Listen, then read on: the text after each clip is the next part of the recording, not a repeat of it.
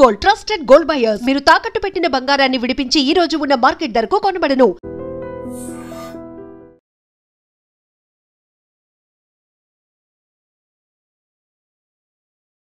అమెరికాకు సంబంధించిన వార్త అనగానే ఫస్ట్ అసలు అందరం కూడా ఈ ట్రంప్కి సంబంధించి ఏమైనా కొత్త డిసిషన్ వచ్చిందా ఏంటా అని అనుకుంటాం.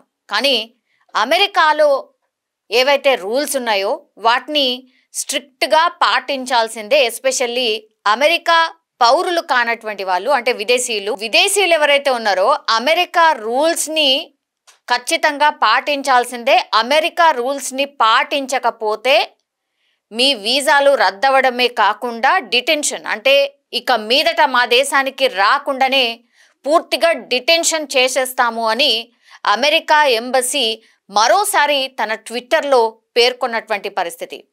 ఇది ఏ సందర్భంలో ఎందుకు అని మాట్లాడినప్పుడు యాక్చువల్లీ ఇల్లినాయిస్ స్టేట్లో భారతీయురాలు ఒక ఆమె స్టోర్కి, అంటే గ్రాసరీ స్టోర్, సూపర్ మార్కెట్ అనుకోండి, అక్కడికి వెళ్ళిన తర్వాత ఆ స్టోర్లో దాదాపుగా 7 గంటల పాటు గడిపి కంప్లీట్లీ ఆ స్టోర్లో ఉన్నటువంటి ప్రతి ప్లేస్ని క్షుణ్ణంగా తిరిగిన తర్వాత ఆమెకు అవసరం ఉన్నటువంటి వస్తువులు ఏవైతే ఉంటాయో వాటన్నిటిని కూడా షాపింగ్ చేసుకుంది, మంచిగా ట్రాలీలో వేసుకున్నది.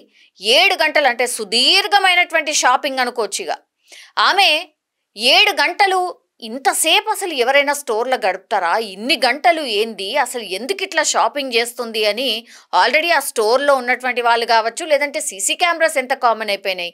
సీసీ కెమెరాస్లో పూర్తి అబ్జర్వేషన్ ఉంటుంది. ఎస్పెషల్లీ ఈ సూపర్ మార్కెట్స్ లాంటివి చిన్న వస్తువు అయినా పోయినట్టే కదా, లెక్క తప్పుతుంది. కాబట్టి పూర్తిగా ఆ స్టోర్కి సంబంధించిన వాళ్ళు ఒక వ్యవస్థను కూడా ఏర్పాటు చేసుకుంటారు. కాబట్టి 7 గంటల నుంచి ఆమె తిరుగుతూనే ఉంది. దొంగతనం ఏం చేయలేదు, బట్ ఆమె ఏం చేసిందంటే ఆమె పూర్తిగా వస్తువులు ఆమె ఇంటికి ఏమైతే అవసరమో అవన్నిటినీ కూడా ట్రాలీలో వేసుకుంటూ వచ్చింది.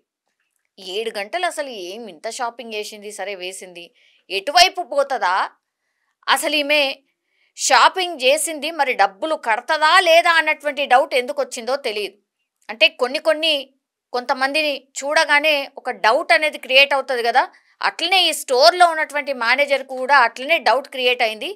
చూసిండు 4 గంటలైంది, 5 గంటలైంది, ఇంకా కూడా షాపింగ్ చేస్తుంది. ఇక లాభం లేదని పోలీసులకు ఇన్ఫర్మేషన్ ఇచ్చిండు. నాకేదో డౌట్ ఉంది, ఈమె ఐదర్ దొంగతనం అన్నా చేసి ఉండాలా లేకపోతే ఇంకేదన్నా అయి ఉండాలా, బట్ మా స్టోర్లో 7 గంటల నుంచి ఒక ఆమె షాపింగ్ చేస్తూనే ఉంది, ఆమె బిల్ కౌంటర్కి వస్తలేదు, బిల్ కడతలేదు, అసలు ఏదో ఉంది, సస్పీషియస్గా అనిపిస్తుంది, మీరు రండి అన్నటువంటిది పోలీసులకు ఇన్ఫర్మేషన్ ఇచ్చాను. స్టోర్ అనగానే చాలా పెద్దగా ఉంటుంది కాబట్టి డిఫరెంట్ అంటే ఎగ్జిట్ గేట్స్ ఉంటాయి కాబట్టి ఎంట్రీ ఎగ్జిట్ 2 డిఫరెంట్గా ఉంటాయి. సో అట్లాంటి టైంలోనే ఈమె ఎటైతే వెళ్తుందో అదంతా చూసుకున్నారు. అన్ని వైపుల నుంచి పోలీసులు వచ్చి ఆమె కోసం వెయిట్ చేస్తారు, అసలు ఈమె ఏం చేస్తుందో చూద్దాము అని.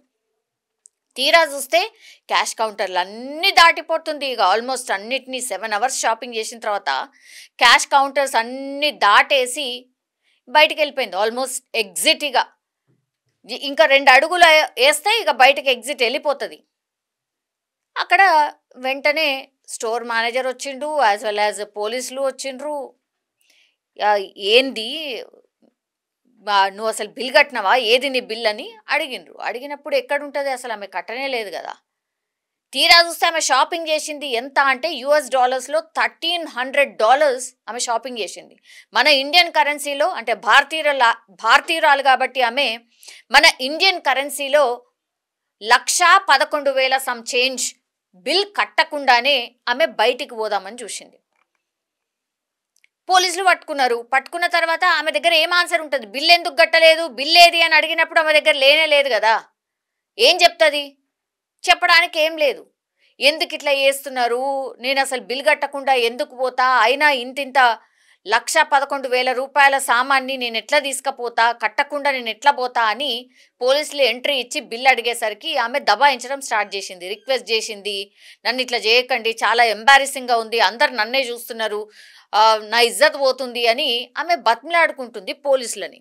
కానీ వాళ్ళు ఏం చెప్తున్నారు, నువ్వు రిపీటెడ్గా ఎందుకు ఇట్లా అంటున్నావు, నీ దగ్గర బిల్ ఎక్కడుంది? నీ బిల్లే లేదు కదా. అడిగితేనేమో నువ్వు అసలు చూయించినవా? క్యాష్ కౌంటర్లు అన్నీ దాటేసి నువ్వు ఆల్మోస్ట్ ఎగ్జిట్కి వెళ్ళిపోయినావు. నువ్వు బిల్లే కట్టలేదు, మళ్ళనేమో నాకు ఎంబారసింగ్ ఉంది, నాకు అది ఉంది, ఇది ఉంది, ఎట్లా అంటావు అని క్వశ్చన్ చేస్తుంది పోలీస్.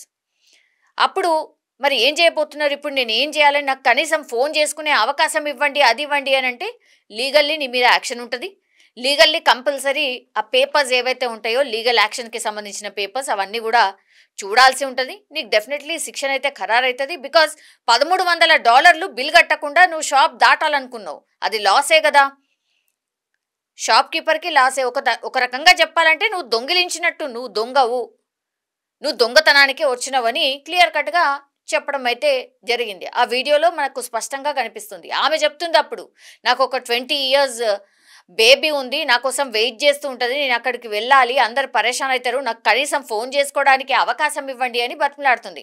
ఫస్ట్ నువ్వు నీ ఇంటికి వెళ్ళడానికి లేదు, నువ్వు డైరెక్ట్ ఇప్పుడు పోలీస్ స్టేషన్కే వెళ్ళాలి. పోలీస్ స్టేషన్కి వెళ్ళిన తర్వాత సంగతి తర్వాత చూద్దాము, నీ మీదనైతే ఫస్ట్ లీగల్లీ అయితే యాక్షన్ తీసుకోబోతున్నామని చెప్పకనే చెప్పారు. యాక్చువల్లీ ఆమె ఇంగ్లీష్లో మాట్లాడుతుంది, కానీ ఆమె నార్త్ ఇండియన్ లాగా కనిపిస్తుంది. తెలుగుకి సంబంధించిన ఆమెనైతే కాదు, నార్త్ ఇండియన్ లాగా కనిపిస్తోంది.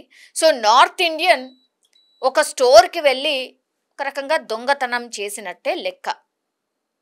ఇప్పుడు యుఎస్ ఎంబసీ క్లియర్ కట్గా చెప్తుంది, మీరు దోపిడీలు చేసినా, దొంగతనం చేసినా, లూటీ చేసినా, ఇంకేదన్నా చేసినా సరే మీ మీద కఠినంగా శిక్షలు ఉండబోతున్నాయి. యాజ్ ఎ విదేశీయులుగా మీరు వచ్చిండ్రు కాబట్టి ఆ మర్యాద ఉంచుకోండి, అలాగే ఉండండి, మెలగండి, ఇక్కడ ఉన్నటువంటి రూల్స్ ఏందో తెలుసుకోండి, తెలుసుకున్న తర్వాతనే మా దేశానికి రండి అని క్లియర్ కట్గా చెప్తున్నారు. ఒకవేళ వీటిని దేన్నైనా అతిక్రమిస్తే మాత్రం మీ మీద చర్యలుంటాయి, లీగల్లీ యాక్షన్ ఉంటుంది. యాజ్ వెల్ యాజ్ మీ వీసాను ఇమ్మీడియట్గా రద్దు చేస్తాం, వెంటనే మీ దేశానికి తిరిగి పంపిస్తాం, మళ్ళా రావాలనుకున్నా కూడా మీకు ఎంట్రీ ఉండదు. ఇది క్లియర్ కట్గా యుఎస్ ఎంబసీ ఈ ఇన్సిడెంట్ జరిగిన తర్వాత స్పష్టంగా వాళ్ళ ట్విట్టర్లో పెట్టినటువంటి పోస్ట్ ఇది. ఇప్పుడు చాలామంది మాట్లాడుతున్నారు, మనకున్న బాధలు తక్కువ ఉన్నాయా, మనకున్న ఆంక్షలు ఏమైనా తక్కువ పోయినాయా అని. ఇప్పుడు ఇంకా కొత్త అన్నీ తీసుకొచ్చి ఎందుకు అమెరికా లాంటి దేశంలో బతకడానికి వచ్చినాం, చదువుకోవడానికి వచ్చినాం, మంచిగా ఉంటే అయిపోతుంది కదా. ఆల్రెడీ ట్రంప్ మన మీద నజర్ పెట్టిండు, ఇంకా కూడా ఇట్లాంటివి చేస్తే ఎట్లా? ఉన్నోళ్ళ మీద అందరి మీద ఒక రకంగా మచ్చనే కదా, ఎందుకు ఇట్లాంటి పనులు చేయాలా? కష్టపడడానికి వచ్చినాం, ఒక మంచి లెవెల్కి పోవడానికో లేకపోతే ఒక మంచి పొజిషన్ వస్తుందనే కదా ఇక్కడ నుంచి కష్టపడుతూ అమెరికా వెళ్తాం. అక్కడ పోయిన తర్వాత ఇట్లాంటి పనులు ఎందుకు చెయ్యాలా అని చాలామంది మన ఇండియన్ కమ్యూనిటీ కూడా కామెంట్ చేస్తున్న పరిస్థితి అయితే కనిపిస్తోంది. కానీ నిజంగానే ఎందుకు వేరే పరాయి దేశంలో ఇట్లాంటి పనులు ఎందుకు చేయాలా, ఎందుకు ఇజ్జత్ తీసుకోవాలా? నిజమే కదా. అరే ఒక ఇండియన్ అట దొంగతనం చేసి, ఇండియనే అంటారు, ఇండియన్ పీపుల్ అట దొంగతనం చేసిరా, మొత్తం ఇండియా వ్యాప్తంగా అంటారు, ఒక్క పర్సనే అక్కడ కనిపిస్తుంది, కానీ ఇండియా మొత్తం బ్లేమ్ అవుతుంది కదా. అది కనీసం ఆలోచించుకోవాలి కదా, దృష్టిలో పెట్టుకోవాలి కదా. ఇదే చాలామంది కామెంట్ చేస్తున్న పరిస్థితి కనిపిస్తోంది. ఓకే, ఈ ఇన్సిడెంట్ మీద మీరేమనుకుంటున్నారు? నిజంగా ఇట్లాంటి ఐ థింక్ అప్పుడో ఇప్పుడో అడపాదడప మనం కూడా వింటూనే ఉంటాం కదా. మీ కామెంట్ ఏంటి, మీ ఒపీనియన్ ఏంటి ఈ ఇన్సిడెంట్ మీద? నిజంగా ప్రస్తుతం ఉన్నటువంటి సమాజం దేనికి ప్రయారిటీ ఇస్తుంది? ఆర్థిక సంబంధాల చుట్టూ మాత్రమే తిరుగుతుంది. మళ్ళీ ఎన్నికలంగానే చాలా విరక్తి కలుగుతుంది. మంచి అనిపిస్తుంది కదా, లేడీస్ కూడా ఛాలెంజింగ్ జాబ్స్ చేసినప్పుడు చాలా బాగుంటది. ఫుడ్ డెలివరీ ఇవ్వటానికి వెళ్ళినటువంటి డెలివరీ బాయ్ అనిల్ పై కళ్ళ ముందు